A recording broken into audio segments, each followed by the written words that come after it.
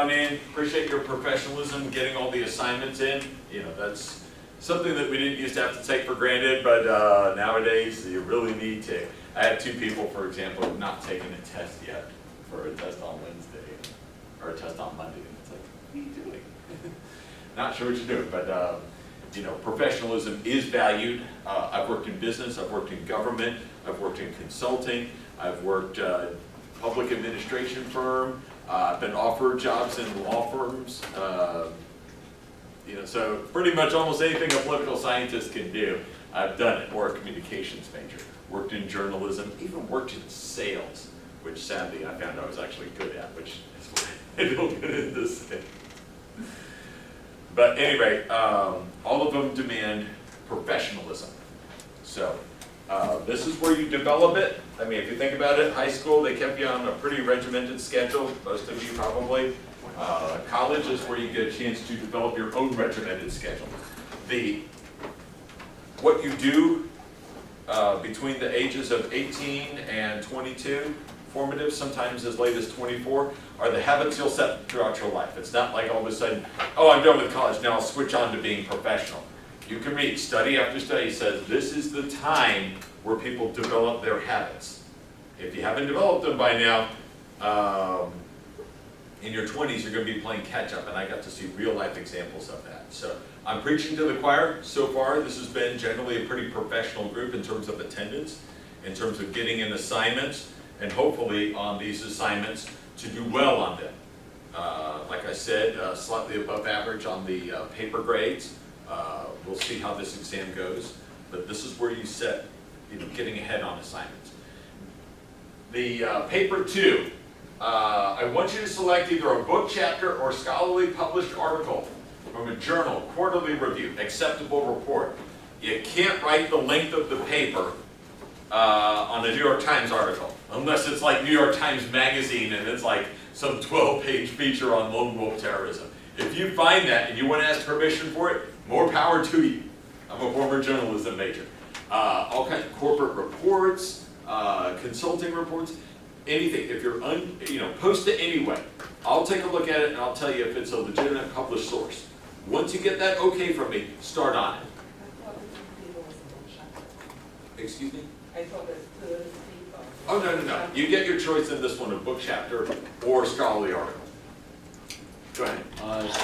So does it have to be on the same subject as the one? It does not have to be on the same subject. What we're looking for is something on lone wolf terrorism. So that should be your source. If you find something that gives you a good in-depth case study about your case or another one, that'd be great. Jump into it. I'd save that possibly for the 3rd paper. We'll see why. Does it have to be about any specific case or one with terrorism? No. We're just looking at stuff in general. If you find something about a specific case, good, but it would have to be really in-depth. Those are actually good ones, so I keep it in there. The example I gave is an overview. Whenever they listed examples, they just gave them as just like the Unabomber, and then maybe 2 or 3 sentences. So there's kind of a broad overview.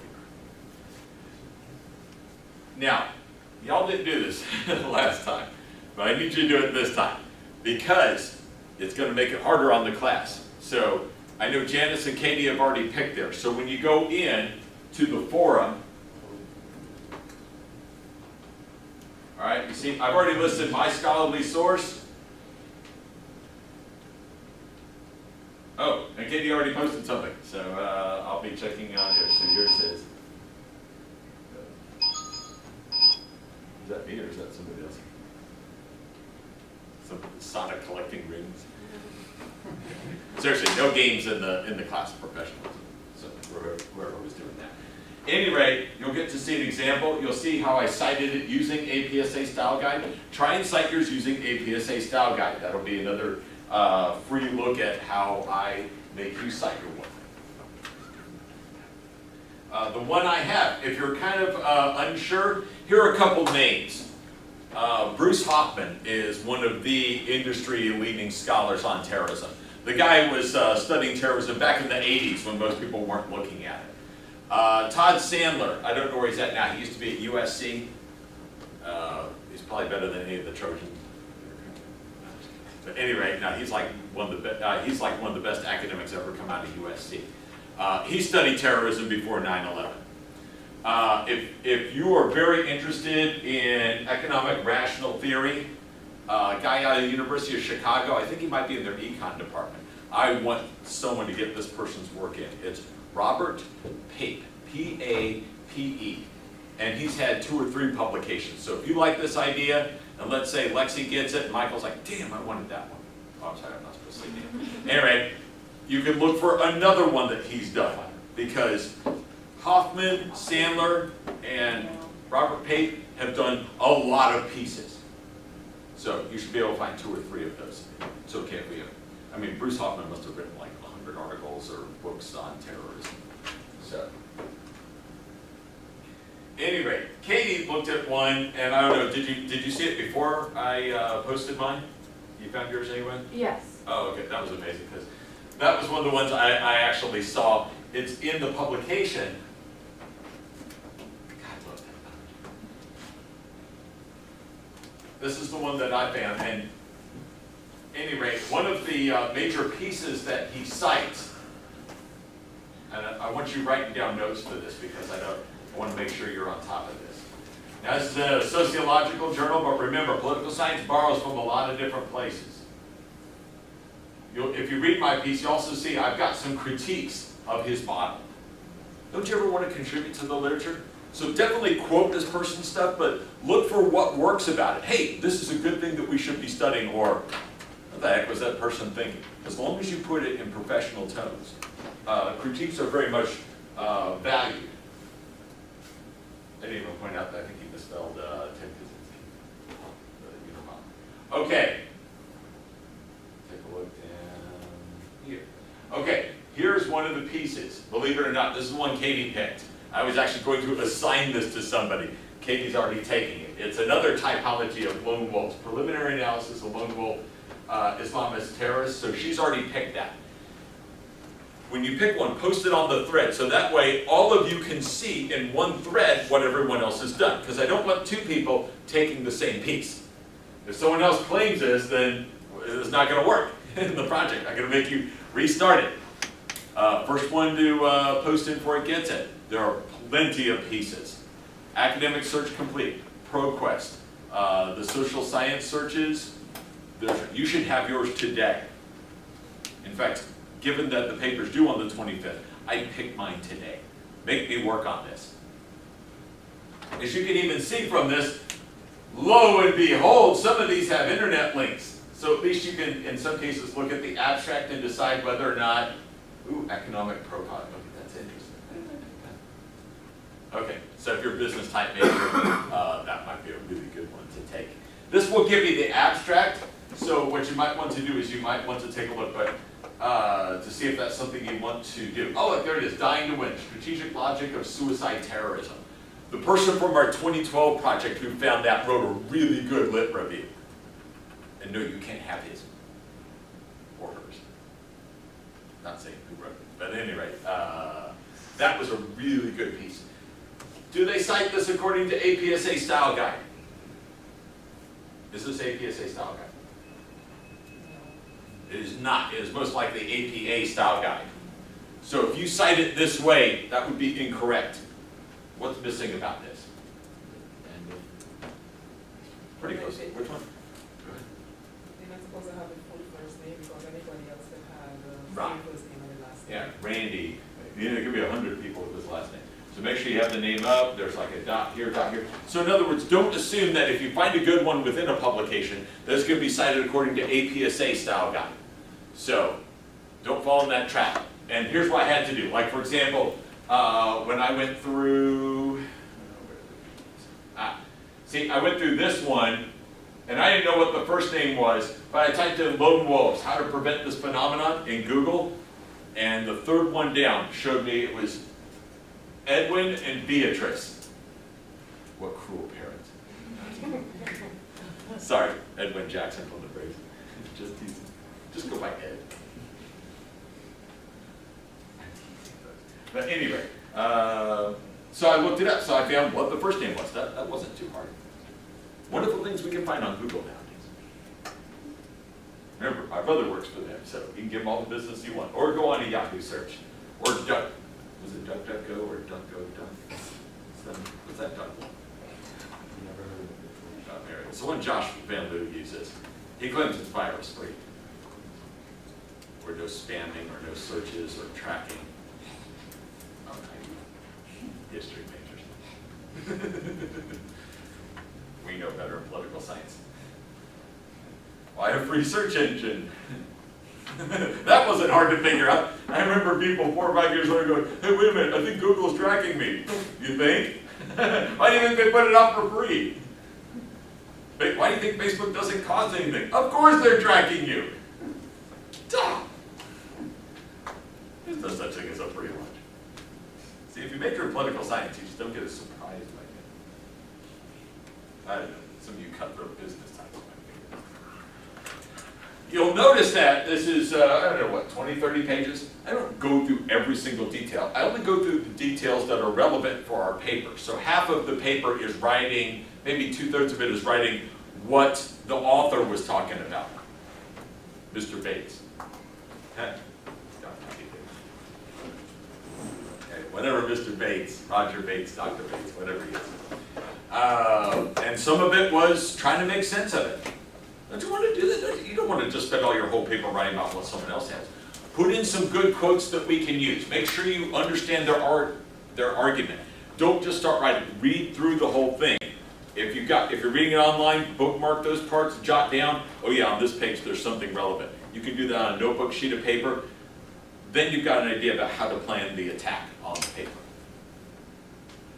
Just because I put in a pop culture reference on the sample paper doesn't mean you need to. Although I am a mystery man. Or mystery man. So I had to work that out. Yeah, Nick did one, and that became the title of our paper for the turkey research. Still trying to watch that. Any questions? Yeah, it's due next Friday. It's not something that can take too long. I started mine during halftime of the Eagles-Falcons game, and I knew the Eagles would come back, so I wasn't watching the TV. I focused in on the article, but I read it, had the paper done by the end of the 49ers-Vikings game. That doesn't mean, oh cool, I can wait till the last night to do it. Now I had to look it over, and I found some errors doing it. There's probably even 1 or 2 that slipped past me when I posted it on, because I was here helping a student for an extra hour and a half trying to get in their password, so I'm pretty tired. Want extra credit for your next test? Jot this on down for your notes. On September 22nd, part of the apartheid series is the movie Cry Freedom. It is an international politics and domestic politics, comparative politics about South Africa. It is a true story, the movie Cry Freedom. It is long, but it's kind of supposed to be like it's kind of a political thriller. And it is a true story. It's the movie that launched Denzel Washington's career. Like, nobody had ever heard of him before. And after this movie, he actually got nominated for an Oscar for this movie, and he won it the next time around. He probably should have won it for this one, but most people didn't know who he was at the time, so he narrowly got beat out by another legendary Hollywood actor. But the next time out, he won one for the movie Glory. But yeah, it's the movie that put Denzel Washington on the map. You ever seen Kevin Kline in a movie? He was in A Fish Called Wanda, which we all enjoyed. He was in Wild Wild West.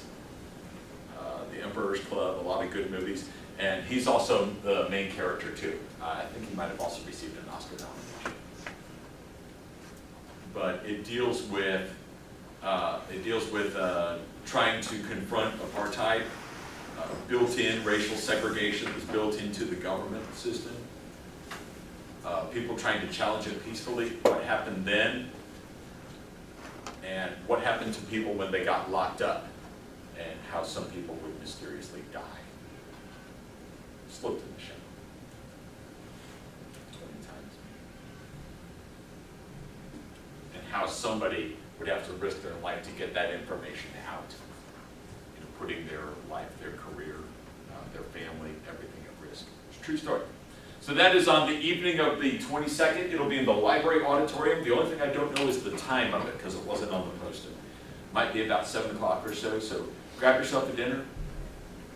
The easiest 5 points for the next exam. Secondly, we have a guest speaker coming in, former Georgia Governor Roy Barnes, going to come in to talk about discrimination, going to talk about the Confederate flag, going to talk about how to get started in politics, going to talk about anything Georgia politics. Go to that, another 5 points. When is that? That'll be the 24th, September 24th, 11:15, contact hour. I believe both are for CE credits, so we already got you 3 CEs. Tonight's, Where is it? that will be in the Dixon Assembly Room. Y'all know where that is? Turner Hall? Or Turner Hall, big assembly room. Hopefully hundreds of people will be attending. What day is that? Third Tuesday organization is not so loud. It'll be Thursday contact hour, 11:15 to 12. This is, if not the first time we've ever had a Georgia governor on campus, it's been a long time since. We had a disagreement about whether a Georgia governor made a brief stop here back in the 80s. But yeah, he does not go around and give public speeches. He's cut that back. When I mentioned somebody, when I was down in Columbus, I mentioned that we got him as a governor. Someone goes, how'd you get him? I heard he doesn't go around giving speeches. He focuses on his legal career. But yeah, he's doing it as a favor because he liked one of the columns I wrote. Is he retired or is he not? Yeah, he's retired. He's not just sitting governor. Yeah, the governor of Georgia. He was governor of Georgia from 1998 to 2002. And before then, he had a long, lengthy career in Georgia politics. I'm told he's a really good storyteller, too. His name is Roy Barnes. He was actually known as King Roy to supporters and opponents. Could you repeat what was it? Sure. The evening of Tuesday, September 22nd, the movie Cry Freedom in the library auditorium, so up here. That's the one thing I don't know. It'll be on the calendar. I looked for it on the poster. I couldn't find the time.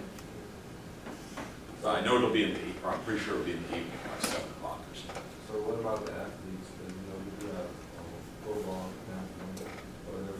And we Oh, do we have want- it in the evening, 7 o'clock or something. Oh, is that, okay. Yeah, it's an evening. I know it's not an afternoon.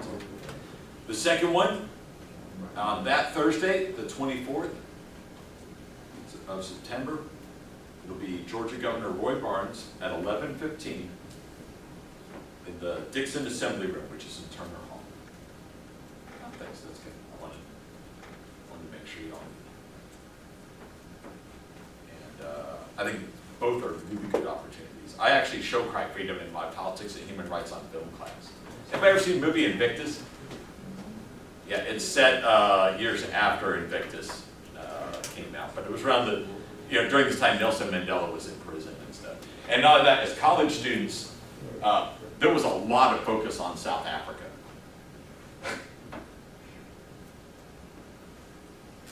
Because what happened was our government was one of the ones that refused to sanction South Africa for their policies. And so a lot of college students were trying to pressure their universities to divest their holdings. And one of the major one of the major groups that had invested in South Africa was Coca-Cola, and it was a lot of Georgia college students. And almost every rock group that we liked all banded together. They all decided to not only boycott South Africa, but they would have concerts all across the U.S. where people would donate money, and they were like free concerts, and people were trying to donate money to help out the African National Congress. And eventually the pressure got so big that finally, during the Reagan administration, they decided to go in on sanctions. 2 years later, the South African government, actually less than 2 years later, South African government finally came to the negotiating table. Nelson Mandela was released. People thought he was going to die in prison. And the new South Africa, they changed their government, a more liberal government came in, liberal-minded. And pretty much apartheid was ended in the 1990s. But a lot of that was college students who, because their universities and the states and the U.S. were not acting. A lot of countries around the world had sanctions, but the U.S. was a major investor. Once the U.S. decided to change course during the Reagan administration and impose sanctions, that's what led to change. But it all started with college students. I mean, you heard about the thing in, where they're trying to get the guy in Uganda, the head of the Lord's Resistance Army? Y'all heard about that? Nobody had done anything about this guy. We had studied about him in, when I was in DC, but it was college students started up a movement to try and pressure our government to capture this person. He's not been captured, but the Lord's Resistance Army, because we've got U.S. military personnel helping Uganda try and catch him, have been severely limited in their ability to hack off kids' arms and force child soldiers to kill other child soldiers who defected or tried to flee, and also to toughen them up so they would go kill other people.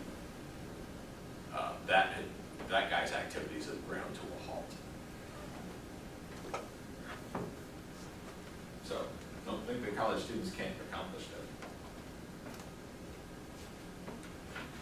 All right, last little bit about idealism and realism before we jump onto images of international politics. You can pretty much follow these pretty easily, right? Some of the weaknesses of idealism. Oftentimes you're seeking perfection in your idea. And so therefore, hard to borrow a Christian term, build the kingdom of heaven on earth. Sometimes the goals can be too lofty no matter what they are. A perfect free market system, nice idea, but there's a party that supports that, the Libertarian Party, and they don't get many votes, do they? Although Georgia is one of the top states, one of the top 3 states for getting Libertarian votes. And several Libertarians have forced runoffs. You know, a power-based realist can defeat an idealist. To borrow a quote from the movie Spaceballs in the 80s, it was a spoof of Star Wars. Anybody ever seen Spaceballs? Oh, you have? What is Rick Moranis, who's the villain, Dark Helmet? Remember what he says about evil and good? Anybody remember that quote? He goes, evil will triumph over good because good is dumb. Or the belief that if you have a power-based belief system, you can triumph over someone who is based on ideas. And sometimes, you know, like if you support a free market system, then you don't support sanctions on Iran. You don't support building a wall with Mexico. Businesses should be able to hire whoever they want to. I just was telling my Cornerstone class last night, the evening college, that there's a reason why Henry Ford supported more immigration. Business leaders are very pro-immigration. Nationalists are not. So you can see there's some friction between the two. For realism, well, not everyone behaves like a realist. Nobody shot at me on the way over to class. No one tried to rob me, even though, okay, well, I don't have that much, but still. Things were pretty orderly, right? I hear crime's down since the 1990s. Actually, we looked at it previously in class. You would be amazed. Crime is down not just in relative numbers, relative to the population, it's down in absolute numbers. It's a historic drop-off in crime. Everybody's now trying to debate why it's happening, whether it'll break down. We should have a lot more wars if realism is really the dominant theory. Compare how many wars we have between countries, a handful, believe it or not, to how many countries trade with each other alone. Do you know how much business we do with China? How many wars have we fought with China? When was the last time we fired a shot at China? What, the 20s? Yeah, the Korean War, I guess. Since they sent soldiers in to help prop up the North Korean government. I think that was the last time we were firing shots at each other. Should we be fighting them in a war? No, we're like trading volumes with them. So a lot of times realism ignores massive amounts of cooperation that go on in the system between countries. We cooperate in all different ways. Not just in trading, not just in investing, not just in the buying and selling of each other's currency. We have lots of tourists who go visit other countries and they come over here, right? Billions, trillions of dollars.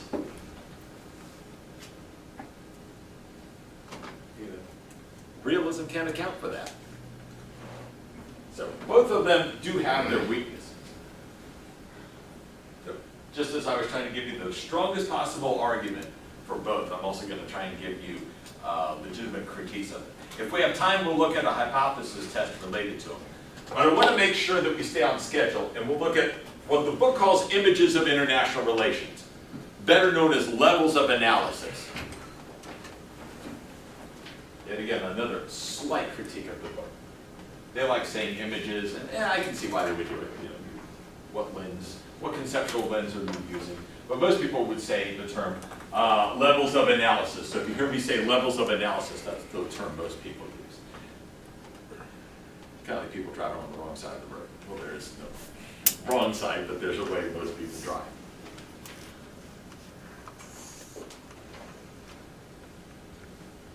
And yes, this will be on the second test. When is the second test?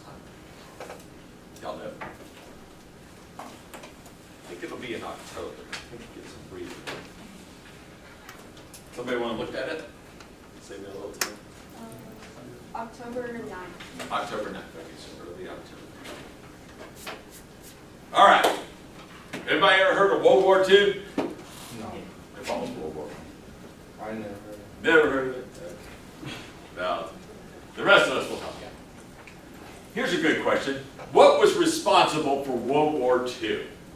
There are all kinds of theories about who or what was responsible for World War II. So we're going to put World War II on trial. We're going to figure out today who's responsible for this, because it's one of the deadliest events in human history. I mean, Russia alone lost 10 million people. We're not even counting like the Jewish Holocaust of 6 million for there. Think how many soldiers from the United States died, from Britain, France. Jeez, I mean, we still can't count the number of Chinese who died in that fighting Japan, or how many Japanese died. You know, people think like the A-bomb was the big killer. You should see the firebombing of Tokyo with all the wooden structures when we dropped napalm on the country. Yeah, more people died in that by far than died of the A-bomb.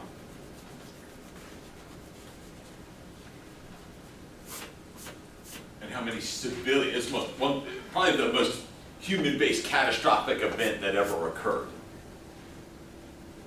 So we probably want to know who the hell's to blame for it, right? 3 different ways to look at it. And those are your 3 levels of analysis, or images.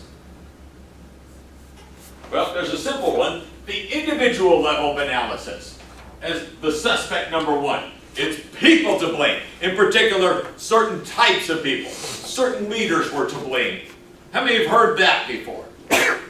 Raise your hand if you've heard, what was responsible for World War II? Couple leaders come to mind. Can you think of some leaders? Who were some leaders at the time who might have started World War II? Oh, okay. Awesome, Cato. I mean, no, he's not awesome, but awesome. Right? Adolf Hitler. That's one most people have on the list. Adolf Hitler. Given that the actual first shots of the war were when Germany, do y'all know how it started? The date of it too? Just to let you know. So for us it's, what's our date entry? 1941. Yep. Anybody know the date? December 7th. Oh, very good. You have all these. I got all these emails from conservatives. Yeah, students don't know anything. Okay, good. I can tell. How many knew it was December 7th, 1941? Pearl Harbor, right? Pearl Harbor. Excellent. I was about to say, what was the conflict? Okay. Y'all see, you ever see the movie? People said it was like a really bad movie, but it was kind of interesting. It took forever to get to the Pearl Harbor part. I was on a movie and this guy had like purchased the movie thing, so he was watching it, and I was able to like watch over his shoulder.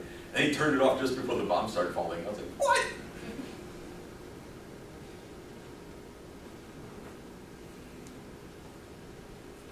But yeah, September 1st, 1939. Germany attacked. Anybody know? Poland, yes. So that's seen as so. Yeah, he makes a pretty good candidate for that, right? Hitler attacks Poland.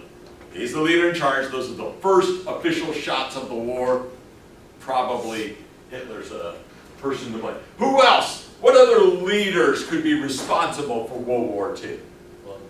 Mussolini. Ah, there you go. And who's this Mussolini character? He was can't remember his title, but he's Yeah. in charge of Italy. Like, Okay, yeah, he's the dictator of Italy. All right. And whose side is he on? The Axis. Axis. And who are the Axis? Remind me.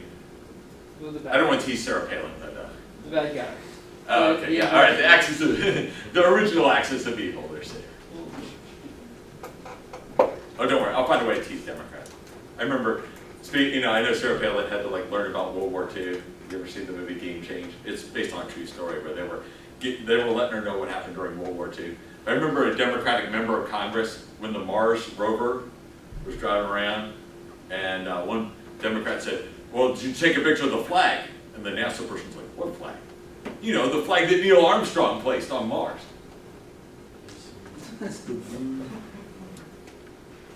So, study hard, folks. You ever see Southwest Airlines? Want to get away? That's a want to get away moment. We haven't put humans on Mars yet. We're trying to work on that. That's the movie. So yeah, Democrats and Republicans are going to screw up on that. But, okay, so Axis. So in other words, Mussolini's a German ally. Okay, so yeah, he probably bears some responsibility. You can also say the leaders of the League of Nations, because going back to when Japan invaded Manchuria and also Italy invaded Ethiopia, they didn't enforce any of the policies of collective security, and that led to Germany thinking they didn't get away with what they did. Also, Germany building their army more than they should have after the sanctions of World War I, and the League of Nations didn't enforce any penalties on it. Okay, you just gave like 20 names, but maybe not official titles, but yeah, a couple. Let's start back with the first thing you said. What was that thing about Manchuria you were saying? When Japan invaded Manchuria. And was that before 1939? Yeah. Do you remember the year? Like 31. Yeah, exactly, 1931. Japan attacked part of China called Manchuria. It was a very resource-rich area.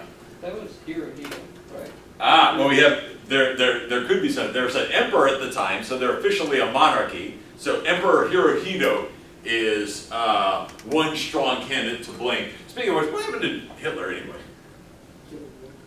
Yeah, he killed himself and everything else. Although there's still conspiracy theorists who say it was a Saturday Night Live humor sketch. And Mussolini,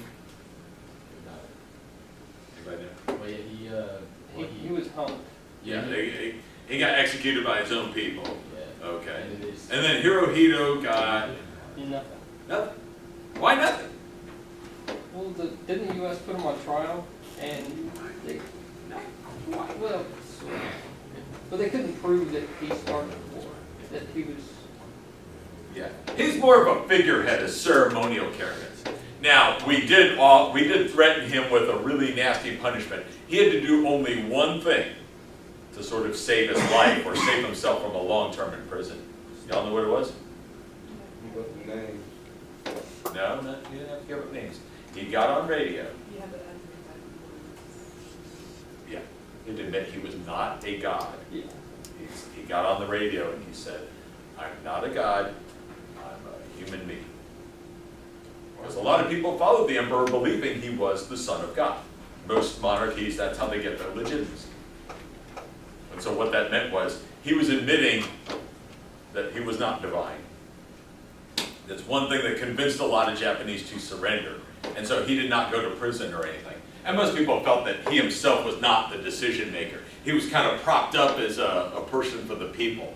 But he was pretty young too. He didn't die until like the 1990s or so. I mean, he was, you have to see how old he was. He was not very old in the 30s or 40s. I thought he died in the early 80s. I thought it was 90s.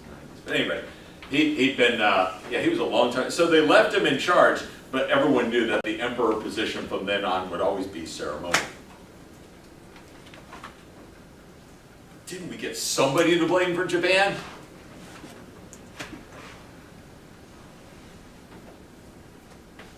Guy's name is Hideki Tojo. Prime Minister, pretty much ran things. He, he's a military guy, and what happened was the Japanese president was assassinated, and this group took over, and they pretty much ruled by military government. And he was the head of that. Anybody know what happened to him?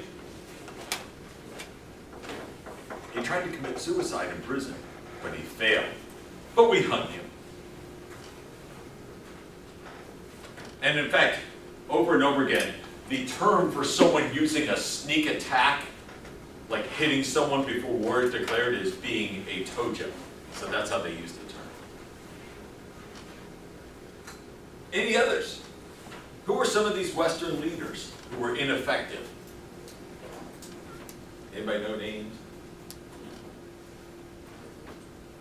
Well, we'll get to some of them later this semester, but yeah, ineffective leaders from Britain and France, other European countries. Even when Mussolini's Italy was pounding Ethiopia, using poison gas against them, Ethiopia, a member of the League of Nations, appealed to the League saying, help us, and ineffective sanctions were put on Italy that did nothing to stop the conflict. If you take me for international organizations, we get a lot more into detail about the Italy-Ethiopia case. My roommate, when I went over to Russia, by the way, and a friend at Marquette University, was an Ethiopian soccer player who had defected to avoid the Civil War. Fascinating guy. He's now a teacher over in Milwaukee. He teaches at the richest school in Milwaukee. And is their soccer coach. But yeah, not stopping Hitler and Mussolini and Japan's Tojo. Anyone else that we can assign some blame? I thought we had some Republicans in this class. No Republicans in this class? Yeah, maybe all those conservatives are right. Nobody wanted to raise that. Okay, Democrat, conservative, doesn't matter. But who's the big boogeyman for Republicans? They're always concerned about something. In fact, they're more concerned about this person than Hitler. Who's another bad person who might have also been somewhat responsible for World War II?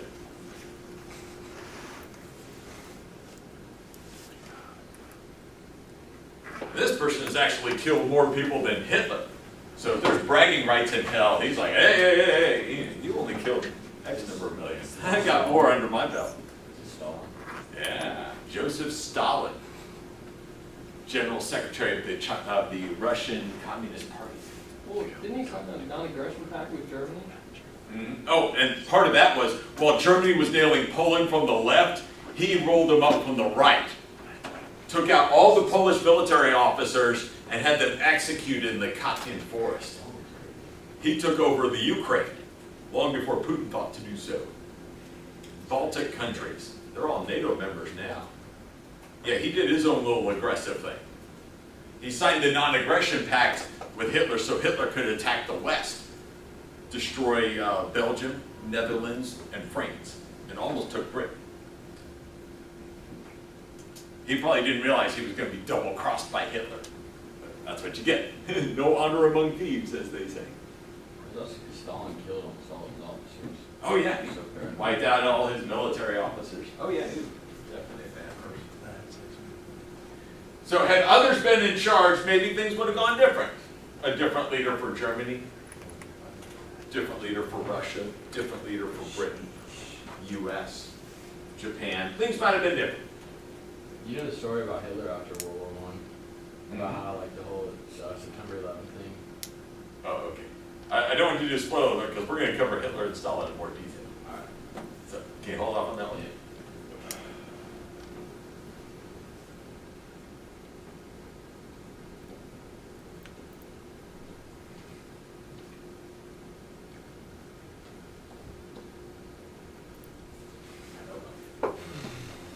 There we go. Aha! Hard for just one Hitler, one Stalin, one leader from Japan to really be responsible for everything, right? I mean, anybody ever seen the movie Animal House? I think it's banned at most colleges. Remember the guy's like trying to fire up everyone, he goes, oh, he's with me, and he goes running, ah! He's by himself and everyone's sitting around. Leaders can order people into war, but It's countries that wage war with each other, according to the second image or level of analysis, the state. States are political entities in charge of a country. It's a preview. I'll mention this definition again, don't worry. It's not leaders, according to this. The other perspective focuses everything on the leader and their psych biases and their psychological hang-ups and good and bad decisions they make. State level focuses on countries. Countries go to war. Germany goes to war with France. Russia attacked who in 1940? Anybody know? Oh, somebody in this class mentioned it too. Anybody know? Russia attacked Finland. Why? Finland was there.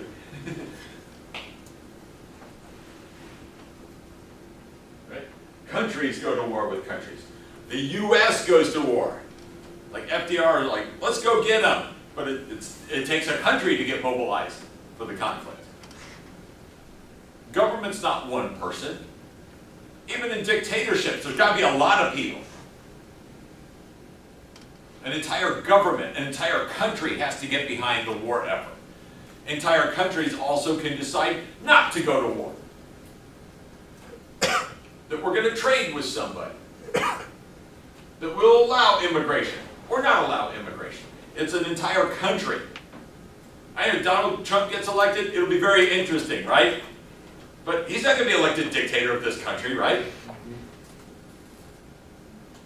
Vladimir Putin is still in charge because most of the Russian people back him. But if they get sick of the sanctions, which are killing the Russian economy, if they get tired of his attacks on other countries, making Russia an international pariah, they'll take him out behind the woodshed and blow his head off. No, they would never do that, Dr. Tures. Ask the Romanian dictator how well that went. Stuff was going bad in his country, a civil war broke out. People grabbed the dictator out of bed, took him and his wife behind the woodshed and blew his brains out. Which showed that Romania no longer supported these dictatorships. Are you reminding me the camera's still rolling? But yeah, that's what happened to Nicolae Ceausescu, who had as much dictatorial power over a country as most people had ever seen. Anybody watch James Bond movie? There's a great line in License to Kill where a drug dealer's talking to this guy who's dictator for life. The dictator for life says, hey, my bribe's only half of its usual amount. And the drug lord said, when the US DEA arrested me, you didn't complain as much as I thought you would. He goes, remember, you're president for life. However long or short that life might be is certainly a question. I'm dictator for life. That could be one more day. Countries make these decisions. So at the state level, we look at the political entity in charge of a country and decisions they make. It's not just about the ruler. The ruler's just one person. One man, one woman. It takes an entire country to say, when Margaret Thatcher, after Falkland Islands, a British outpost is attacked by Argentina, she's like, we're going to go to war. Britain could say, yeah, we're behind you, or we got this economic recession to deal with. Better focus on that or we'll vote you out of office. Vote of no confidence. But Britain was behind Margaret Thatcher, and Britain won. Y'all with me? Y'all got individual level? Now we'll go into more detail. Like on Friday, we're going to get into detail. We're going to look at several individual level analyses and definitely bring up the Hitler stuff then. If we have time for our schedule, we're going to look up a movie that look at similarities and differences between Adolf Hitler and Joseph Stalin. Especially when I get the DVD. And finally, as Nick would say, it's the system, Dr. Tures. This is the hardest one for students to follow. Systems are not just one country, it's the whole collection of countries. It's everybody interacting with everybody, right? What's the system in this country? Is it just the government? Where's it the government, the people, the rules, the attitudes? It's everything, right? Same thing. How many times, raise your hand if you've ever heard something called the Cold War. The Cold War is an international system by which, well, what do you know about the Cold War? It was between Russia and the United States. Okay, Russia and the United States are two countries going to war with each other. And for everybody in the world, it's like, okay, you're with the US or with your Russia, but you can't be neutral. You gotta be capitalist democracy or communist country. And they would do this, like each side would overthrow one country from the other or bribe another to come over to their side. Does it sound like high school? Yeah, it's called a bipolar system. Two powerful countries battle each other, everybody's got to be on one side. Before World War I, it was very different. It's kind of like the NFL in the offseason. Everybody's a free agent. They're all like angling around which team they're going to go with or so. It's called a multipolar system. No one country was much more powerful than everyone else. It was all fluid and moving around. When I was a college student, George Herbert Walker Bush was president. The Soviet Union fell apart, and I got to travel to all East European countries and Russia. It was amazing stuff. Got to jump on the Berlin Wall and bash a couple pieces out of it. Every college Republican's dream. Take that, commies! Bam, bam. Then you got to realize, man, they built this thing to last. 15 minutes later, I'm like, you got anything, John? And I had a couple of chunks. Damn, I thought it'd be harder. But yeah, we had, and then Iraq crossed us. Big mistake. Persian Gulf War, the 100-hour war. The 4th largest army in the world became like the 39th largest army in the world overnight. About 2 or 3 days, but you get the idea. And the U.S. was the dominant of the world. And George Herbert Walker Bush announced that there was going to be a new world order. What's funny, conservatives are like, oh, a new world order. It meant that the United States was going to dominate everybody. It was a unipolar system. We were like, we are the superpower. You better be with us.